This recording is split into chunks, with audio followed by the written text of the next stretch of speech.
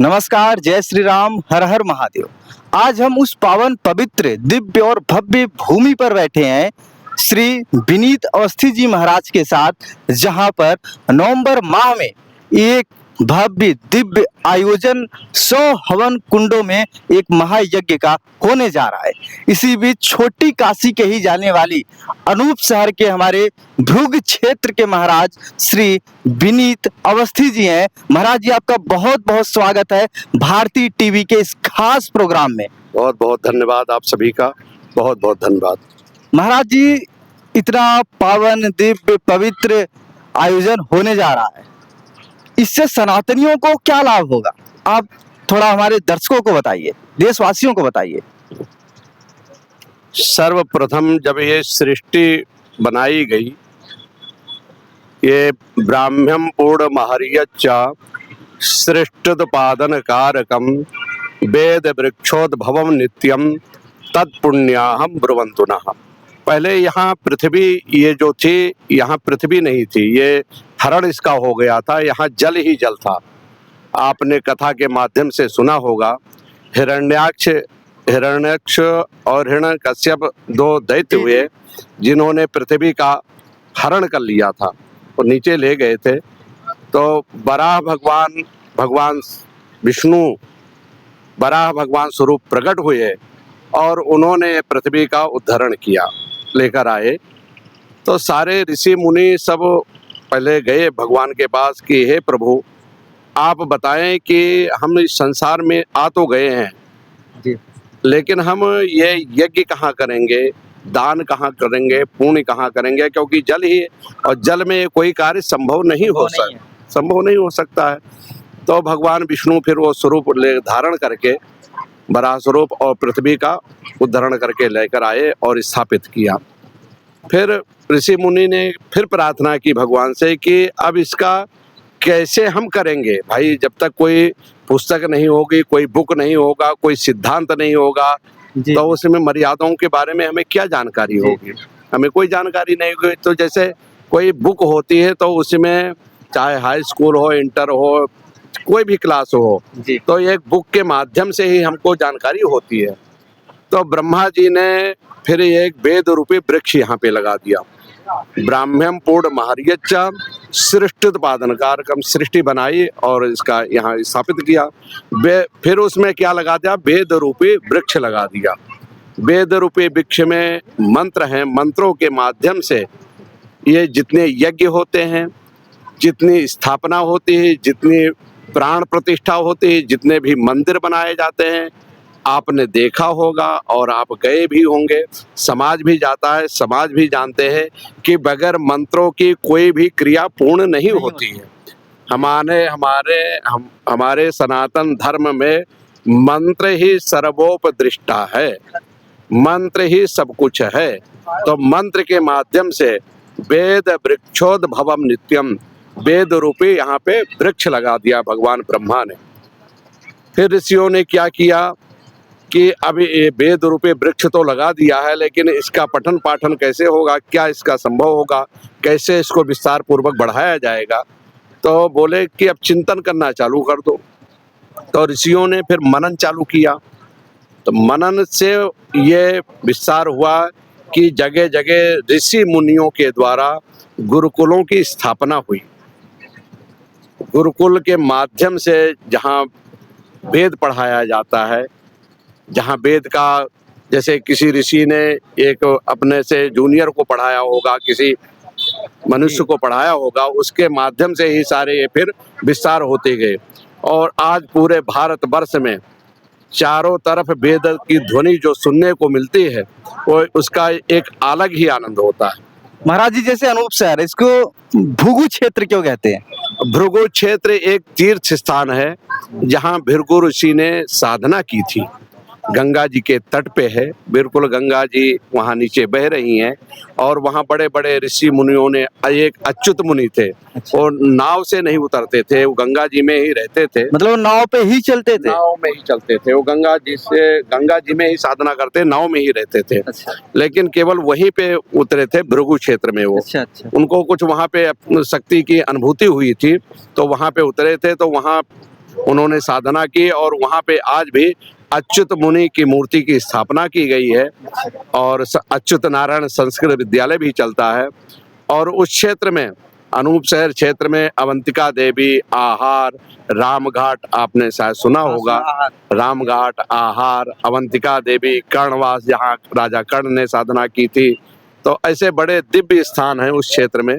और वहाँ धर्म सम्राट स्वामी श्री करपात्री जी महाराज, स्वामी श्री कृष्ण बोधाश्रम जी, जो बड़े बड़े संत हुए हैं, शंकराचार्य हुए हैं, पुरी के स्वामी श्री निश्चलानंद सरस्वती जी, जगुरु जी महाराज, उन्होंने भी वहाँ पे साधना की है।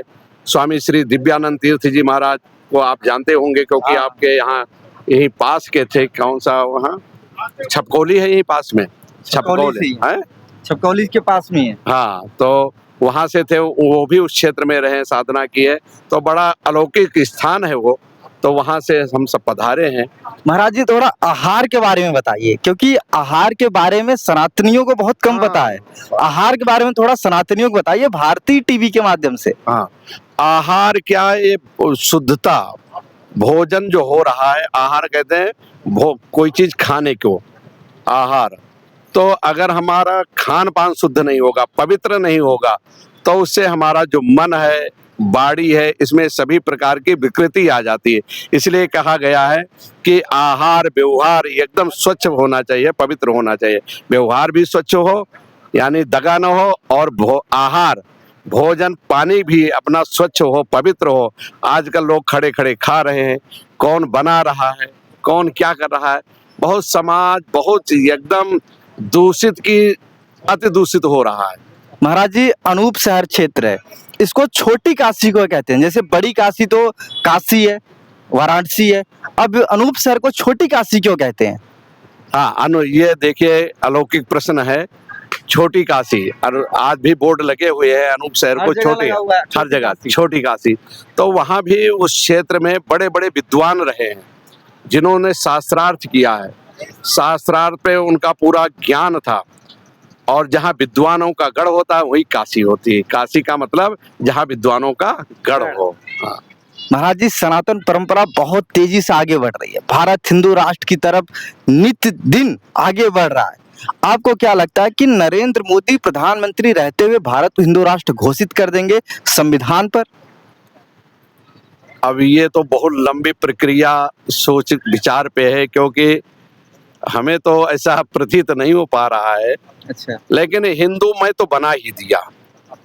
जितने हमारे धार्मिक संस्था थे जी, जितने भी पुराने पुरातत्व के द्वारा स्थापित सारे देवघर थे, देव स्थान थे, देव मंदिर थे, और हमारे सनातन में वो बैठ करके संस्कार दे करके, एक जैसे हमारे देश के राजा को होना चाहिए, उनके अंदर वो संस्कृत का ज्ञान, समाज का ज्ञान, धर्मशास्त्रों का ज्ञान, आहार व्यवहार का ज्ञान, ऐसे हमारे माननीय आदरणीय माननीय प्रधानमंत्री जी में जो ऐसी देश के प्रति निष्ठा देखने को मिलती है, शायद हमने अपने जीवन में ऐसा प्रधानमंत्री देखा तो नहीं, सुना भी हमने नहीं है।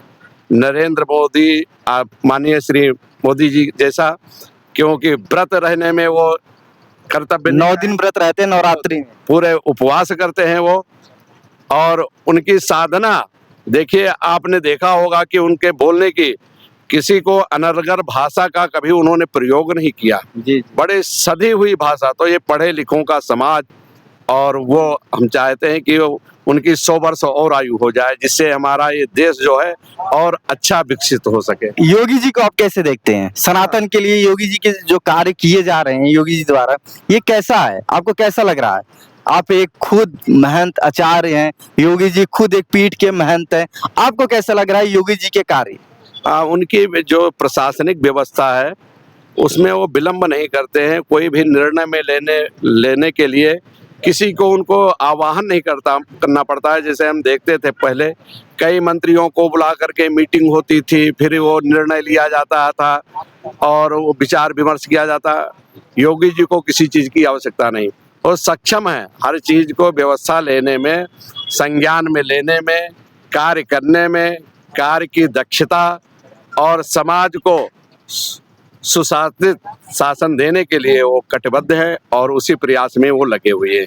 जैसे 100 हवन कुंड का ये महायज्ञ होने जा रहा है, आप अपने भृगु क्षेत्र को कैसे आमंत्रित करना चाहेंगे यहाँ पर? हाँ, भृगु क्षेत्र अकेला भृगु क्षेत्र नहीं, उस क्षेत्र के हम बता देते हैं आपको कि अवंतिका देवी में विद्यालय चल रहा है, गुरुकुल का। हाँ, गुरुकुल का अवंतिका देवी, वहाँ आहार के पास मंदिर है बहुत बड़ा। महाराज जी, थोड़ा अवंतिका देवी का अगर आप इतिहास बताना चाहेंगे बहुत संक्षेप में, तो थोड़ा बताइए भारतीय टीवी के माध्यम से चैनलों को।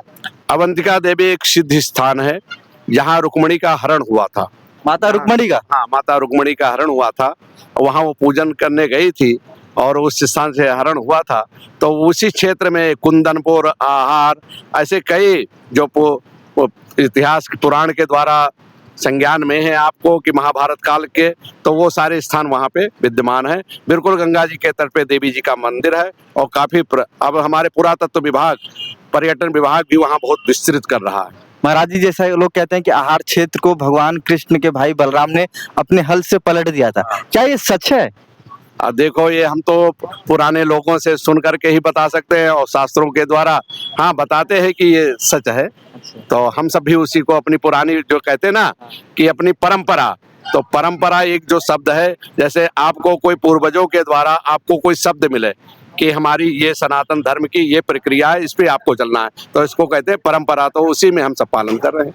अच्छा महाराज जी, जैसा कि ये 100 कुंडों का हवन हो रहा है, महायज्ञ हो रहा है, क्या पश्चिमी उत्तर प्रदेश में आज से पहले इसकी शुरुआत कभी हुई थी, क्या पहली बार हुआ?